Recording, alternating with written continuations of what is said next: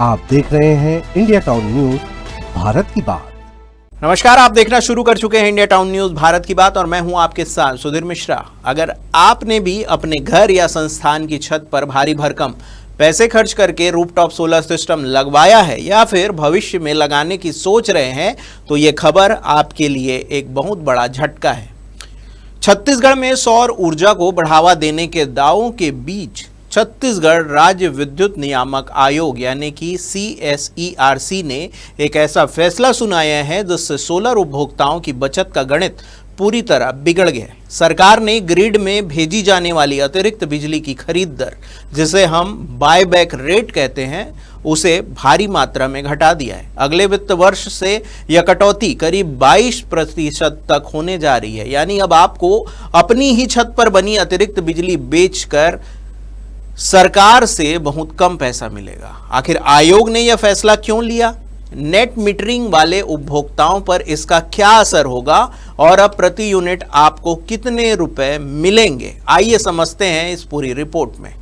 छत्तीसगढ़ में rooftop solar plant लगाने वाले हजारों उपभोक्ताओं के लिए यह खबर किसी तगड़े झटके से कम नहीं है। छत्तीसगढ़ राज्य विद्युत नियामक आयोग ने अतिरिक्त बिजली की खरीद के लिए नई बायबैक दरें तय कर दी है। नए आदेश के मुताबिक वित्त वर्ष 2025-26 के लिए यह खरीद दर ₹2.50 प्रति यूनिट निर्धारित की गई है, जो कि अगले यानी कि वित्तीय वर्ष 2026-27 में और घटकर महज ₹1.94 प्रति यूनिट रह जाएगी। इसका सीधा मतलब यह है कि ग्रिड में भेजी गई अतिरिक्त बिजली का भुगतान पहले की तुलना में करीब 22.4% कम मिलेगा।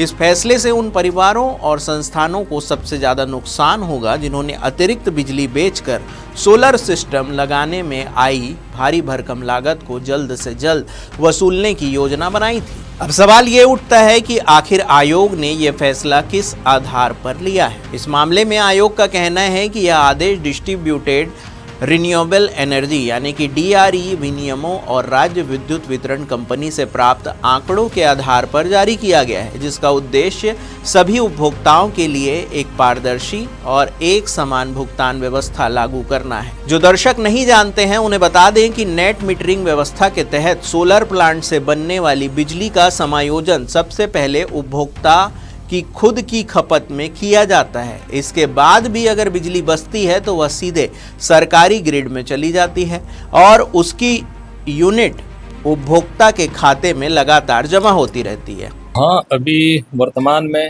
सरकार और विभाग सभी के द्वारा जैसे प्रधानमंत्री सूर्य घर मुफ्त बिजली योजना केंद्र सरकार के द्वारा चलाई जा रही है, तो उसके तहत उसका विभाग ये चाह रही कि भाई सभी आम जनों को उसका अधिक से अधिक लाभ मिले। उस क्षेत्र में विभाग पूरा प्रयासरत है कि उसका लाभ मिले और लोगों को बिजली बिल जो आज बढ़ के आ रहे हैं, रेट बढ़ रहे हैं, उससे उनको राहत मिले।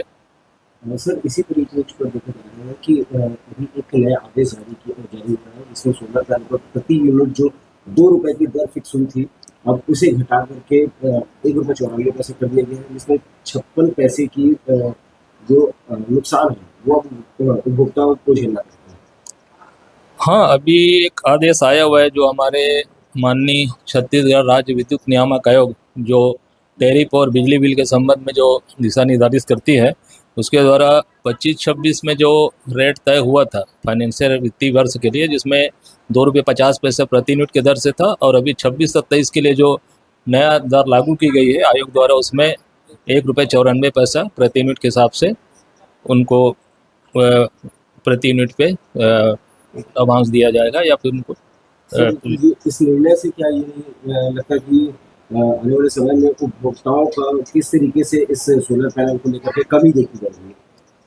नहीं, अब इसमें उपभोक्ताओं को विभाग जब अपने लिए बिजली का भुगतान लेती है तो वो पूर्ण रूप से लेती है, और जब उपभोक्ता को राशि देने की बात आती है तो उनके राशि में गिरावट कर दिया जाता है। अब ये देखिए, इससे उपभोक्ताओं में प्रधानमंत्री सूर्य घर मुफ्त बिजली योजना के जो सोलर प्लांट लगाना है उसमें कमी नहीं आना चाहिए, क्योंकि मेन उसका उद्देश्य है कि लोगों को बिजली बिल से राहत देना, और राहत के बाद अगर अतिरिक्त बिजली बचती है तो उसको ग्रिड में उपभोक्ता के द्वारा बिजली विभाग को दिया जाता है या बेचा जाता है। उसको जो एक हमारा जो राज्य विद्युत नियामक आयोग है उसके द्वारा जो तय रेट जो प्रति वर्ष तय होगा, उसके आधार पर उसको उसकी राशि उसके बिल में समायोजन की जाती है। अधिक अगर बिजली वो सरप्लस होने के बाद अधिक बिजली अगर ग्रिड में भेजते हैं उस स्थिति में। इस व्यवस्था में वित्तीय वर्ष समाप्त होने पर, यानी कि जो साल दर साल जो साल में जो आप बिजली आपके ग्रिड से बनती है, यानी साल के अंत में खाते में बची इसी अतिरिक्त यूनिट का तय बायबैक दर के अनुसार भुगतान किया जाता है। यह राशि सीधे उपभोक्ता के बिजली खाते में क्रेडिट होती है और आने वाले बिजली बिलों में एडजस्ट हो जाती है। लेकिन अब दरें घटने से ऊर्जा विशेषज्ञों की चिंता बढ़ गई है। विशेषज्ञों का मानना है कि बायबैक दर में इतनी बड़ी कटौती होने से नए रूफटॉप सोलर प्रोजेक्ट लगाने की रफ्तार काफ़ी धीमी पड़ सकती है। अतिरिक्त बिजली बेचकर होने वाली आय कम होने से निवेश की रिकवरी अवधि, यानी जो पैसा उपभोक्ताओं ने लगाया है उसे वापस निकलने का समय अब काफ़ी बढ़ जाएगा। तो एक तरफ जहां पर्यावरण को बचाने और बिजली बिल कम करने के लिए सौर ऊर्जा अपनाने पर जोर दिया जा रहा है, वहीं दूसरी तरफ इस तरह के फैसले उपभोक्ताओं के उत्साह को ठंडा कर सकते हैं। देखना होगा कि इस नए नियम के बाद छत्तीसगढ़ में सोलर मिशन की रफ्तार पर कितना असर पड़ता है।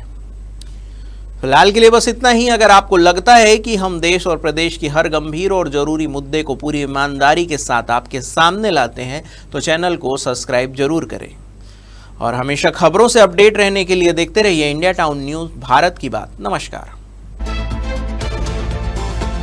आप देख रहे हैं इंडिया टाउन न्यूज़ भारत की बात।